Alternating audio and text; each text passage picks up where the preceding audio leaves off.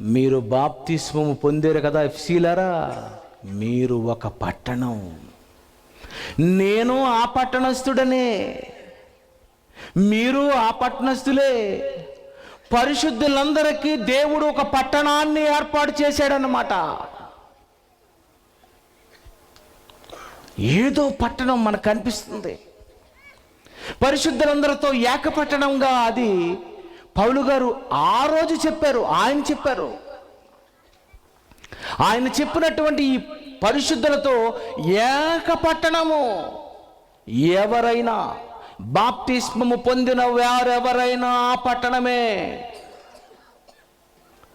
ఎవరు బాప్తిస్మం పొందుతారో పరిశుద్ధులు అవుతారు, పరిశుద్ధులైతే వాళ్ళు ఏకపట్టణస్థులు. పౌలు గారు అంటున్నారు, మనము ఏకపట్టణస్థులము. అంటే పట్టణం పట్టణం పట్టణం, దీనికి ఏదో ఒక స్పెషాలిటీ ఉన్నట్టు, ఏదో ఉన్నట్టుగా మనకు అర్థమవుతుంది. ఇంకో కొంచెం ముందుకెళ్దాం. మత్తయి సువార్త 5వ అధ్యాయం.